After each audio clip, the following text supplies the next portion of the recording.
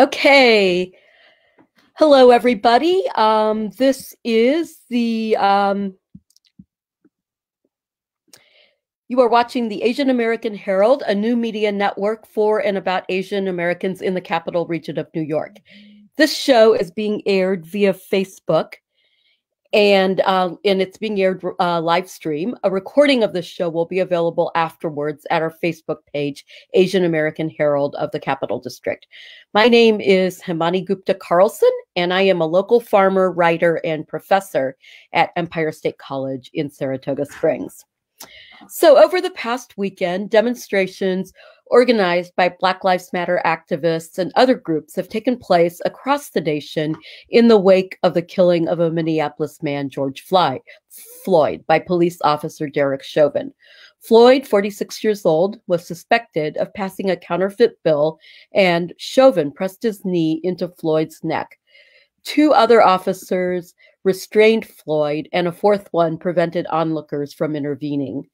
Floyd was African American, Chauvin was white. We are here today to talk about responses in the capital region, which have included demonstrations that are planned or taking place in Albany, Schenectady, Saratoga, Clifton Park, Glens Falls, and Troy. We also want to look at police and city responses. Our guest is Schenectady Police Lieutenant Thomas Kelly. So, Lieutenant Kelly, welcome to our show. Good afternoon. Thank you for having me. I'm glad to have you with us. So I'd actually like to start by asking you to just take a minute to introduce yourself a little more. Tell our viewers about your role within your respective position and in the community at large. I understand you've been with the Schenectady Police Department since about 2000. So I was hoping maybe you could just take a couple minutes also to tell us about your history with the department and your current responsibilities. Well, I'm from Schenectady originally, born and raised. I have been with the department since 2001. I started as a patrolman.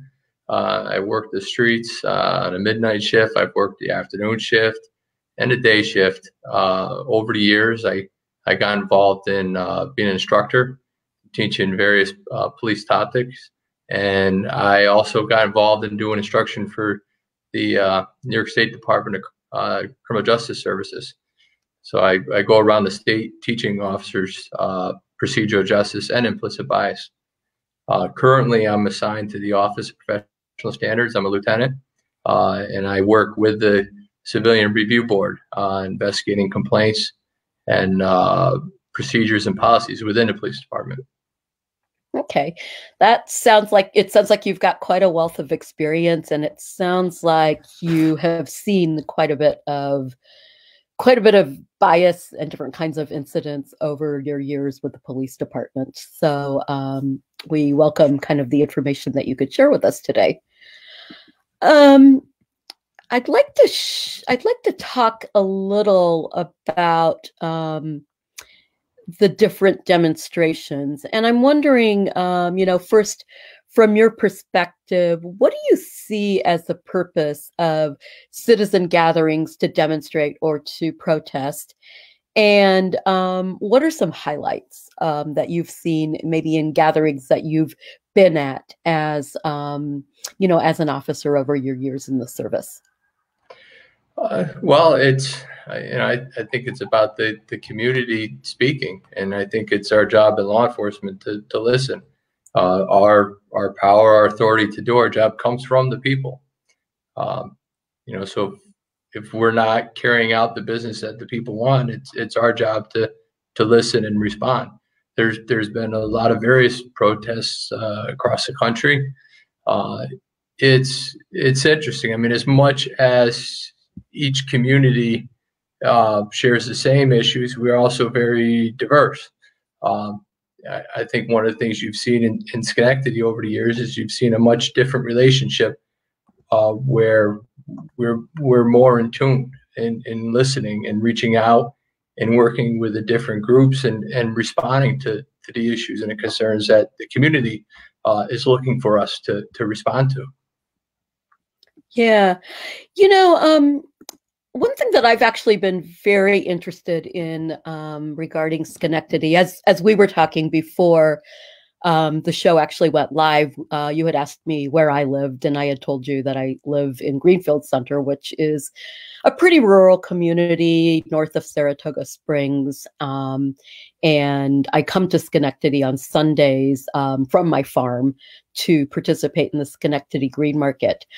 One of the things that has been very interesting to me about Schenectady is actually its ethnic diversity. And I was wondering if you could just talk a little bit about what you know about the demographics of the community. What is the racial and ethnic makeup? We don't need exact figures. And economically, what is how would you describe the demographics of Schenectady? Actually, I don't have that information off the top of my head. We are approximately 65,000 residents. It is broken up between, in current years, more Guyanese, but previously black and white. There's a Afghani population over the years. There's been a number of different ethnic groups and that have moved in to the city over the years. We've also as far as economics, median income is really, I want to say for Schenectady County, 35,000-ish. Okay. But there's different neighborhoods within the city as well. There's areas that are more rental type properties. There's single family homes. There's areas that are more family oriented and more single oriented. Some of the new areas and then the Stockade and down around the casino seem to be more younger, whereas Bellevue is more of an older population, more long-term residents. So really, the city is very diverse and unique in a lot of ways. Yeah, thank you. That's very interesting, and good job for responding to a question without having actual numbers right in front of you. I appreciate that.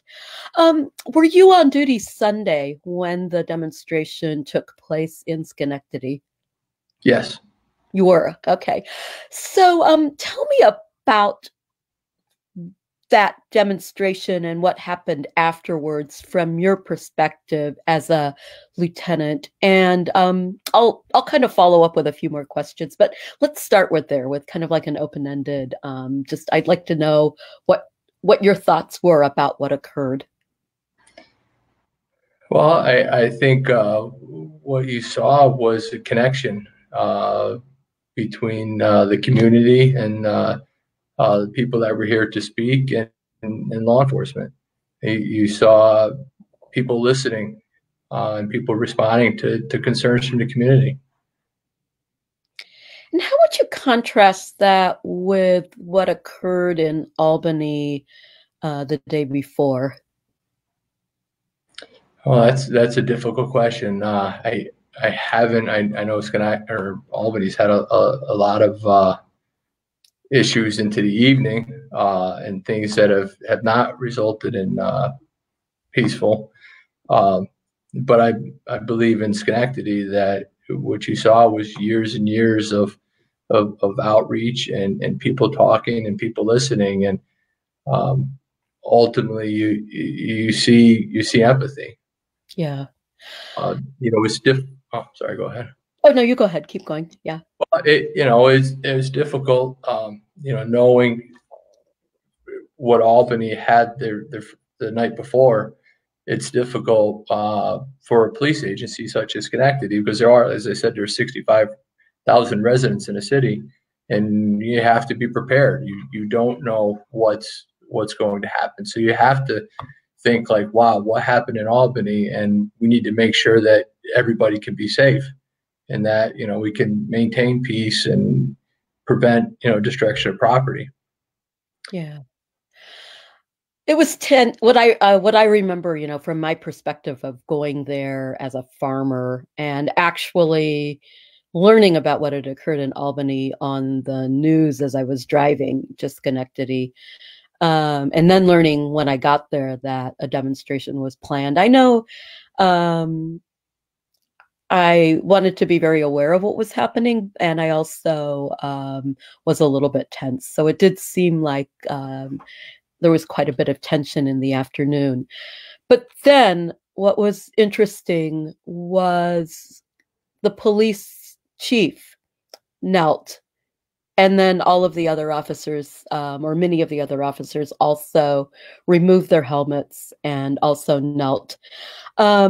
Jamaica Miles wrote quite eloquently about that gesture as a powerful symbolic step toward better relationships and support.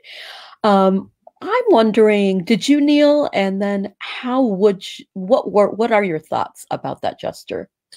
Well, I was not outside at that time when that happened. I was assigned to a different post. Okay. But I can say that that's certainly reflective of Chief Clifford's leadership in displaying empathy. It's very difficult for us to relate to the issues. I don't know the issues that the different protesters are dealing with. I've grown up in a different environment, had different things that were available to me.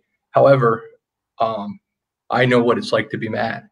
And there's a way that we can connect through feelings. So I know what it's like to be mad. You're saying you're mad. I might not know specifically why you're mad, but I can be empathetic to the fact of being angry because I've been angry before. So really recognizing those emotions in others. And I think taking that knee was a connection to say, hey, I can't say that I know how you feel personally. I can't say that I know your past experiences, but I can say that I know what it's like to be upset. Yeah. Okay.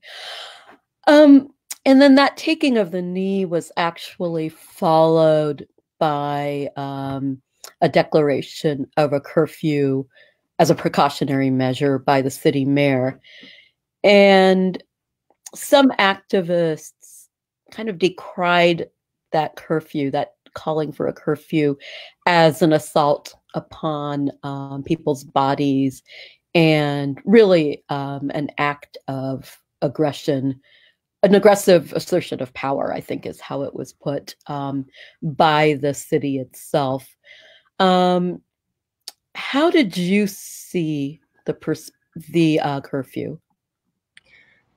Again, I think it's a difficult position to be in because as we're trying to build these relationships and build trust, certainly that doesn't help. But at the same time, we have to think about the community as a whole. And I believe it actually the next day, pretty quickly, it was removed. Yeah. We kind of, as the relationships and conversations continue to take place, I believe we're on a good path. There's as much as we've done so far. There's a lot more that needs to be done in the city of Schenectady, and hopefully we can be an example to other communities around the country. But it really. Oops, I think we lost your voice. Let me. Oh, there we go. Yeah, sorry. Do you want to kind of reiterate a little bit of what you were saying? Sure. I believe that we have to continue to come together. We need to continue to have these difficult conversations. Hopefully Schenectady can be an example for many communities around the country, but it's challenging. It's going to be very challenging because there's the human dynamic. Everybody has biases. Everybody has fears. Police officers are human. They have a responsibility to everybody, but we need to do more listening. Yeah. I do a lot of, I do a fair amount of anti-racist work, partly in my role as the professor and partly just in community organizing. But I primarily work with people who are like me, who are citizens, who are interested in improving their communities. And, we might be a very diverse group ethnically or racially, but politically we're perhaps on the same page. many of us, and I'll be honest and say I'm also in this groups, have a sort of a combination of dislike and fear of police. I'm driving, I'm obeying every single rule, and yet I'm kind of like, when I see a police car, I'm suddenly more on alert, a little bit more nervous, because it feels like I'm being watched, even if that's actually not the case. Um, how do police work with communities to actually dissipate that fear, to actually show that we can, we can work all together? Well, first of all, I'd like to say that when I'm driving along and I see a police officer behind me, I get nervous too. And I've been a police officer for a number of years, but no, I think that the positive interaction is important, and the outreach and like things that we've done in Schenectady that actually Lieutenant Ryan Mastrom has been doing for a lot of years, with the basketball leagues and the summer lunch program for the youth and different reading programs. And the more positive interactions we have, that eases that tension and eases that anxiety. Unfortunately, in law enforcement, oftentimes when we do see people, it's a crisis. Somebody's having a major issue, they're in conflict, and we're called to help diffuse that or to take care of that situation. And oftentimes we're perceived as being the bad guys because of that. So the more positive interactions we have, I mean, that's important. Getting out of the police car and talking to the community members, talking to shop owners, and developing that face-to-face human relationship. I think that's what we need to do. That's the goal, to ease those tensions, to ease those fears, to find commonalities. Okay, so it sounds like it's actually an ongoing, on the ground, day-to-day process. It's not something like you organize a couple meetings and have forums and are done with it. It sounds like this is like almost a way of life. Well, we have in Schenectady, there's 160 police officers, and any given day there may be 20, 25 on the road, and each one of them is having an interaction, and they're the face of the department, and they're the face of policing. So where somebody has perceptions and how their interaction goes with us on a daily basis, we're all being judged together. We're being judged for things that happen in other parts of the country and other experiences. And we do have a large immigrant population in this area. So we're being judged on their relationship that they had with their law enforcement in their previous community. So it's a continuous challenge. Yeah. Yeah, and you're right in the fact that you never know where somebody is coming from or what their past experience might have been. So it's definitely worth reflecting on.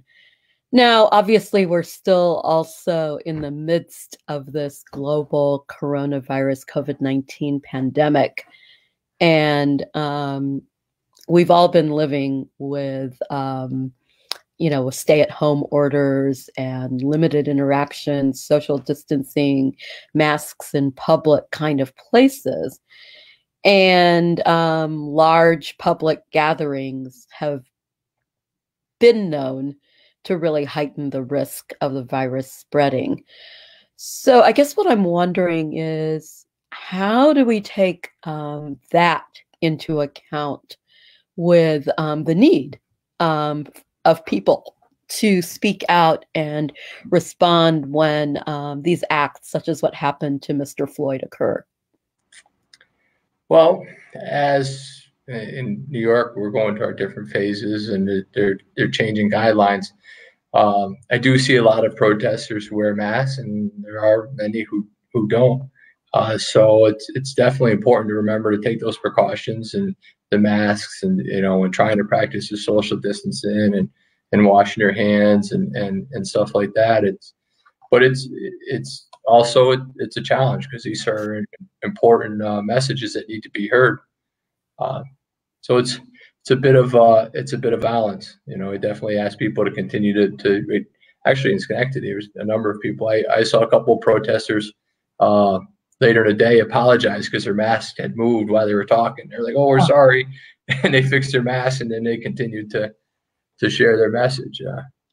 So I think people are cognizant of it. That brings up an interesting point in what law enforcement does, because early on, you heard a lot of messages that law enforcement needed to arrest people. Law enforcement needed to enforce this ban or these masks, and you have to listen to the community. And how do you come out when the face of government is law enforcement? Where do you find the buffer there? Because we want people to be safe, but early on, we really didn't know what the CDC, their recommendations and what transmission was. So you have to find that balance. And now what we're finding, like that with the mask, it seems to be effective, seems to work. And people are a lot more educated. It seems like there's a lot more buy-in and people finding that importance on their own. They don't need law enforcement to tell them to wear their mask. They're wearing their mask because they understand that it's important for their health. Yeah. I keep thinking about, I would have a very hard time telling somebody to wear a mask. I wear mine when I go out in public, but and most people I see actually do wear their masks, but of course, there are some who aren't. We have a couple minutes left, and I was just wondering if there's anything else that you'd like to share.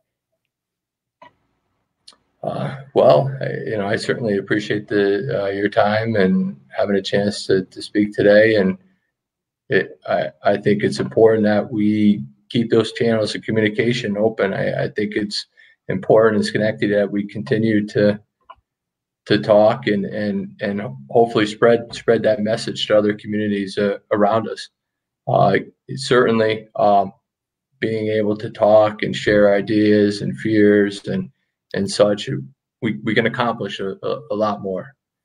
These are very trying times. There are still a lot of dangerous things happen around the country, and certainly we want everybody to be safe, and we want to all achieve the same things and achieve peace and have a commonality and understanding. Okay. So a commonality and understanding, long-term processes toward change. On that note, I'd like to thank Lieutenant Thomas Kelly of the Schenectady Police Department for joining us this afternoon. And I